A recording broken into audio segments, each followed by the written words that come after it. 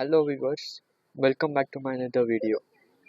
In this video, we will see what are the parts are there inside the CPU. Hope you love this video. If you love this video, please like, subscribe and share to these videos. So let's start this video without wasting any more time.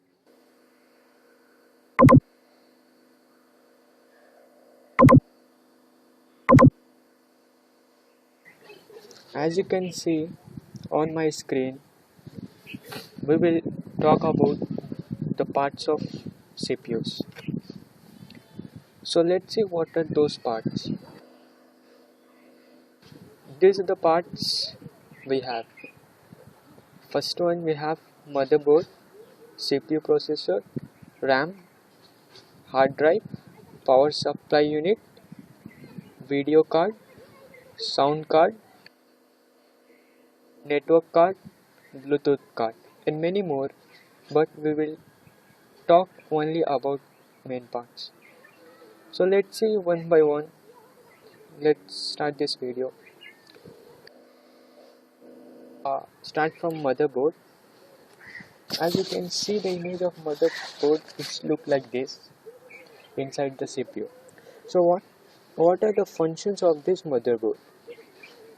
So the motherboard is the computer main circuit board. It is the main circuit board. It is thin plate that holds the CPU. The motherboard is made up of the thin plates. As you can see the green board that is made up of very thin plate and its whole CPU's memory connectors for the hard drive and optical drives. Expansion cards to control the video and audio, and connections to your computer ports such as USB ports. The motherboard connects directly or indirectly to every part of the computer. Whereas as CPU processor, the function of CPU processor is it's actually we call CPU. So it is also called processor and it is located inside the computer case on the motherboard. It is something called the brain of the computer and its job is to carry out the commands. Whenever you press a key, click the mouse or start an application, you are sending instruction to the CPU. The CPU is usually a 2-inch ceramic square with a silicon chip located inside. The chip is usually about the size of thumbnail. Hope you know the meaning of thumbnail. The CPU fits into the motherboard CPU socket, which is covered by heatsink, an object that absorbs heat from the CPU. Let's see how we can measure the processor speed.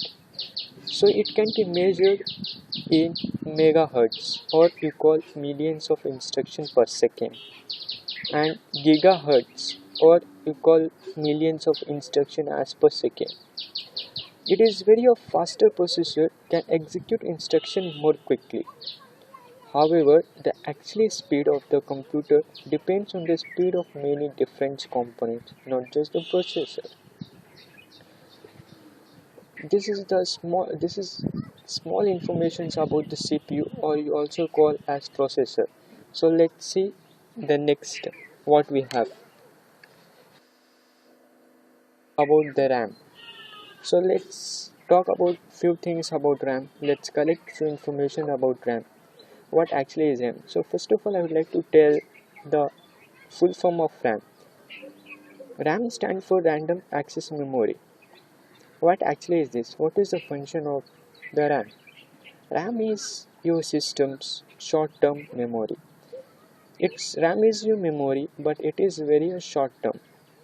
Whenever your computer performs calculation, it's temporarily stored the data in the RAM unit it is needed. RAM is a temporary storage unit which stores the data temporarily. This short-term memory, this RAM, disappears when the computer is turned off. If you are working on a document, spreadsheet or other type of file, you will need to save it to avoid losing it.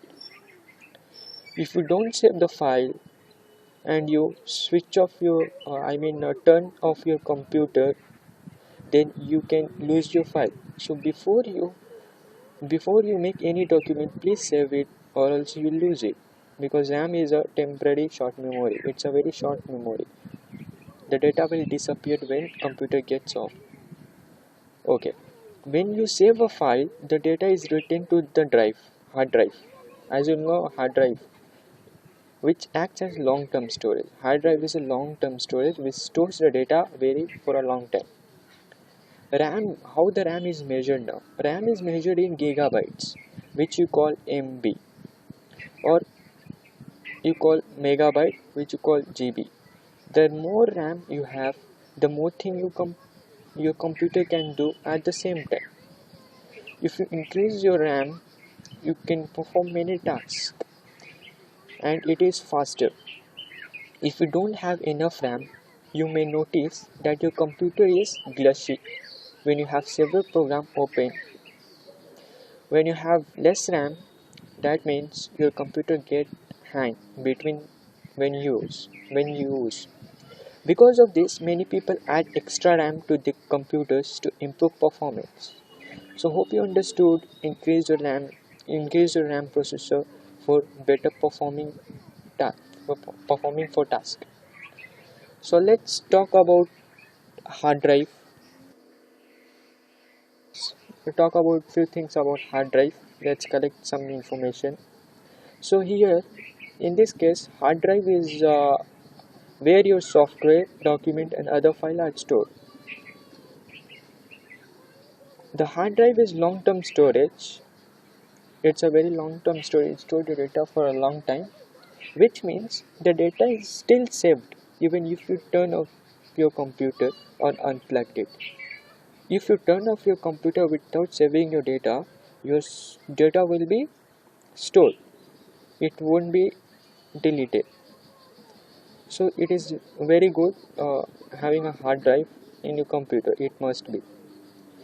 When you run a program or open a file, the computer copies some of the data from the hard drive into the RAM. When you save a file, the data is copied back to the hard drive. The faster the hard drive, the faster your computer can start up and load the program. So make sure your hard drive is good. Let's talk about the power supply unit. What are the major role played by power supply unit in system? So as you can see on my desktop image of power supply units, if you don't believe to this image, you can check it in your CPU. You'll get the same part in your CPU. So this part inside the part or this part we call power supply unit. So let's talk about this part function. So basically, power supply unit in a computer convert the power from the wall outlet to the type of power needed by the computer. Power supply unit sends power through cables to the motherboard and other components. So basically this power unit its function is to supply the power to all parts. I mean to say to the motherboard and other components too. The main function is to supply the power. If you decide to open the computer case and take a look, make sure to unplug the computer first. Before touching the inside of the computer, you should touch a grounded metal object or a metal part of the body casing to discharge any static buildup. Static electricity can be transmitted through the computer circuit, which can seriously damage your machine. So this is a few things, few informations about power supply units. Uh, we can uh, we can say in a very easy manner that power supply will supply the power to the motherboard and also unit parts of CPU. let me talk about video card. What actually is video card in what is the functions of video card in CPU? So basically the video card is responsible for what you see on the monitor. Most computers have a GPU, that means graphics processing units, built into the motherboard instead of having a separate video card. If you like playing graphics intensive games, you can add a faster video card to one of the expansion slots to get better performance. Hope you understood the functions of video card. So let's go ahead. About the sound card, which will be the inside of CPU. So let's see what is the function of this sound card. So the sound card is also called as audio card. It is responsible for what you hear in the speaker or headphones. Most motherboards have integrated sound, but you can upgrade to a dedicated sound card for a higher quality sound. Hope this small information is very pretty much good to explain you all what actually is sound card. So let's go ahead with this. Next, network card. Network card allows your computer to communicate over a network and access the internet. It can either connect with an Ethernet cable or through a wireless connection. Many motherboards have built-in network connection, and a network card can also be added to an expansion slot. So this is a very small information about the network card, which will be placed in a CPU. So let's see. Then next we have a Bluetooth network, a Bluetooth card. So what actually is this Bluetooth card? Um, Hearing this Bluetooth card, you can already have understood what actually is this inside the CPU. So let's see. Bluetooth is a technology for wireless communication over short distance. It's often used in computers to communicate with wireless keyboard, mice, and printers. It's commonly built into the motherboard or included in a wireless network card. For computers that don't have Bluetooth, you can purchase a USB adapter, often called a dongle. So, as per this, you understood that what actually is the Bluetooth card. It's a wireless connection, sir. As we have nowadays wireless keyboard, right? Am I right? We have a wireless keyboard. So what we do with wireless keyboard, we will get a adapter, like a small piece of adapter we will get. So we have to place it into the computer, or we should input in our laptop. So it should get connected. So after connecting, it is directly connecting to a Bluetooth card. After connecting Bluetooth card, we can just use our devices.